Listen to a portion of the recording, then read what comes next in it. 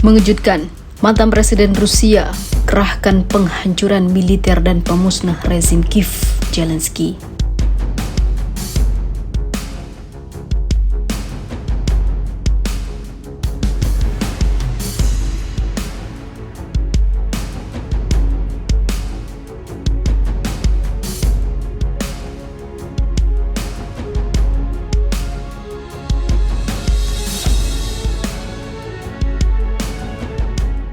Mantan Presiden Rusia Dmitry Medvedev menyerukan penghancuran total untuk rezim Kiev serta menimbulkan pemusnahan massal pada personel dan perangkat keras militer negara tersebut yang menjadi boneka barat.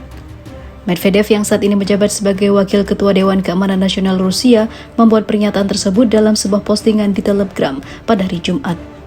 Ia mengatakan pada sebuah wawancara yang baru-baru ini diberikan Presiden Ukraina Volodymyr Zelensky kepada beberapa media Nordik. Dia meringkas komentar Zelensky yang terdiri dari permintaan lebih banyak senjata dari pendukung baratnya dan menjanjikan serangan balasan yang berhasil termasuk serangan ke Crimea, sementara juga memperingatkan bahwa konflik dapat berlarut-larut selama puluhan tahun. Meski wawancara tersebut tampak kontradiktif dan delusional, Medvedev mengatakan bahkan pernyataan itu seperti tidak boleh diremehkan. Pernyataan itu sudah mengartikan jika Zelensky siap untuk mengorbankan rakyat sipilnya sendiri dalam perang yang berlarut-larut. Orang tidak boleh meremehkan bahkan pidato delusi itu. Ini adalah manifesto histeris rezim Kiev yang berusaha untuk mengkonsolidasikan elit Nazi, menjaga moral pasukan dan menerima dukungan tambahan dari sponsornya, kata Medvedev. Untuk berhasil menggagalkan rencana Kiev, katanya Rusia harus melakukan penghancuran massal personel dan peralatan militer selama serangan balik Ukraina yang sangat digembar-gemborkan dan menimbulkan kekalahan militer maksimum pada militer Kiev. Pada akhirnya, rezim Nazi di Kiev harus dihancurkan seluruhnya dan didemilitarisasi di seluruh wilayah bekas Ukraina, ungkapnya. Selain itu, tegas Medvedev, Rusia harus mengejar mereka yang berhasil melarikan diri dan mencari pembalasan terhadap tokoh kunci rezim Zionis Ukraina, terlepas dari lokasi mereka dan tanpa undang-undang pembatasan. Dikatakan oleh Medvedev, apapun yang kurang dari itu tidak akan cukup, kata mantan presiden itu. Kalau tidak, mereka tidak akan tenang. Dan omong kosong kecanduan narkoba bisa berubah menjadi pernyataan dan juga kenyataan, dan perang akan berlarut-larut untuk waktu yang lama. Negara kita tidak membutuhkan itu, ungkapnya. Mantan presiden itu telah berulang kali memperingatkan rezim Zelensky terhadap segala upaya untuk merebut semenanjung Crimea yang memisahkan diri dari Ukraina setelah kudeta Maidan pada tahun 2014 dan bergabung dengan Rusia setelah penduduk setempat sangat mendukung langkah tersebut selama referendum.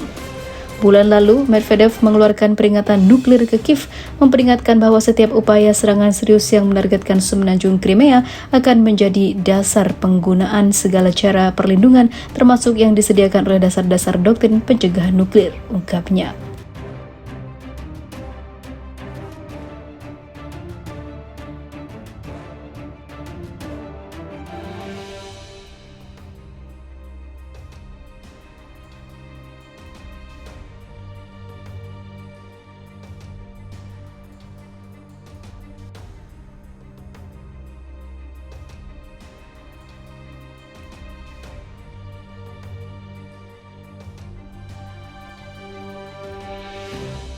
Ukraina setujui kantor ICC di Kiev beruang merah langsung hancurkan kantor baru pengadilan internasional ini. Beredar kabar jika Kiev menerima pembangunan kantor milik ICC atau Pengadilan Internasional di Ukraina. Hal ini membuat geram Rusia karena malah sangat jelas menunjukkan keperpihakan pengadilan ini pada Ukraina, di mana sebenarnya Zelensky lah yang merupakan penjahat perang yang telah mengorbankan ribuan sipil demi menjadi boneka mama mereka. Sebelumnya juga ICC dilaporkan akan melakukan penangkapan terhadap Putin. Hal itulah yang menambah geram beruang merah pada ICC, sehingga membuat kantor baru ICC yang berada di ibu kota Ukraina jadi remuk tidak tersisa.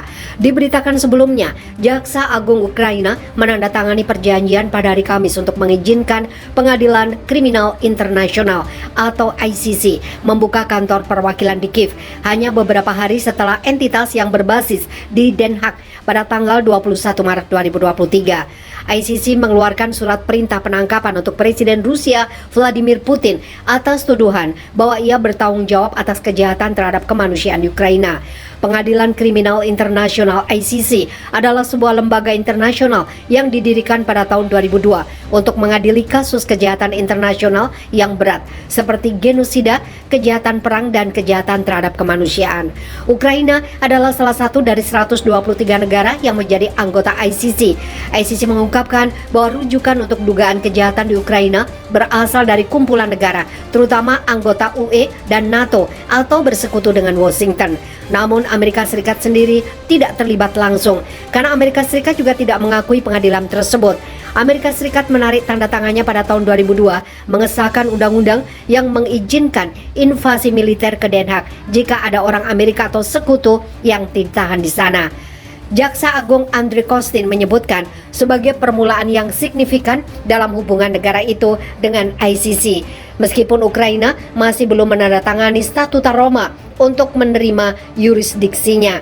Saya yakin bahwa kami tidak akan berhenti sampai semua yang bersalah atas kejahatan internasional yang dilakukan terhadap Ukraina diadili, termasuk kepemimpinan militer dan politik Rusia, kata Kostin setelah bertemu dengan sekretaris ICC Peter Lowy. ICC sendiri mengakui bahwa Ukraina bukanlah pihak dalam Statuta Roma, perjanjian internasional tahun 1998 yang membentuk ICC. Namun pengadilan mencatat bahwa Kiev telah secara selektif menerima yurisdiksinya untuk dugaan kejahatan yang dilakukan mulai November 2013. Ketika protes yang didukung Amerika Serikat terhadap pemerintah, kemudian dikenal sebagai Revolusi Maidan, dimulai dan untuk waktu yang tidak terbatas sesudahnya. Rusia tidak pernah meratifikasi Statuta Roma dan Moskow menanggapi surat perintah tersebut dengan mengatakan bahwa ICC tidak memiliki otoritas atau legitimasi. Mantan Presiden Dmitry Medvedev mengatakan bahwa dakwaan itu menandakan kehancuran total hukum internasional. Pihak berwenang Rusia juga telah memulai proses pidana terhadap Khan dan hakim ICC Tomoko Akane, Rosario Salvatore Aitala, dan Sergio Gerardo Ugalde Godinez yang terlibat dalam mengeluarkan surat perintah tersebut.